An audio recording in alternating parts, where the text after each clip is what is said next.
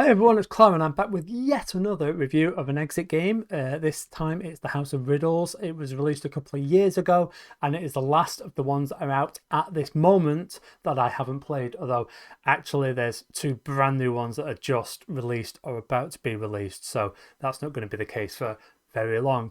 However, finally got around to playing this.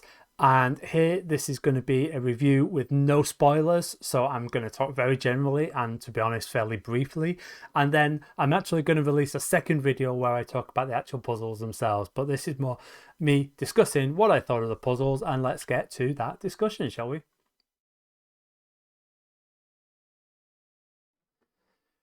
Okay, so straight off the bat, this is a 2 out of 5 level, and if I'm honest, this is the one that me and my housemate did the quickest of all of them. This is the one that we breezed through. So we got through this one really, really quickly, and yeah, we found it quite easy. But I also found it really fun and enjoyable. I really like the puzzles. When we saw the puzzles, I just, there was just something about most of the puzzles that made me smile. There was one that, well, one that we probably overthought a little bit and went a little bit too into it, as often happens with me and my housemate. But generally, all the puzzles were fun. There was a couple of things in there that I'd not seen before. Which you think that, if I've played all the other exit games and, some of the other similar games, you'd think that I'd seen everything. But no, actually, I saw something that I haven't seen before. In fact, there was two things that I haven't seen before. And then there was a couple more where you're doing similar stuff, but I still felt that it was different and new and done in an interesting enough way that I still really, really enjoyed it. So yeah, I didn't think that the puzzles were particularly complicated. Um, but they worked.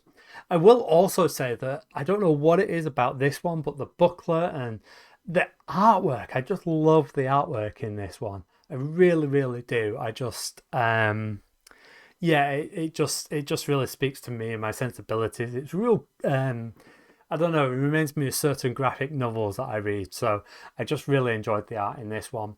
In terms of the actual theme itself, as usual, it sort of makes sense. There's this story and you're going through it.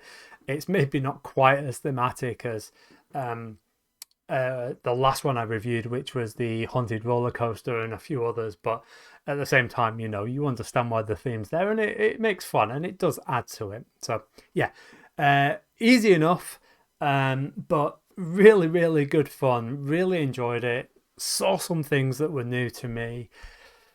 I highly recommend this one, and I can imagine that when I do my list of the exit games and rank them, this is going to be quite high up. I do believe that, which I was worried that I was getting a bit jaded with them potentially, but with this one it showed that I can still really enjoy the puzzles, and so that's not the case. So that's cool. And like I say, I'm also going to release a second video where I talk about the puzzles one by one, but that'll be a fairly brief video as well, because like I say, none of them are particularly complex. But yes, hope you enjoyed that.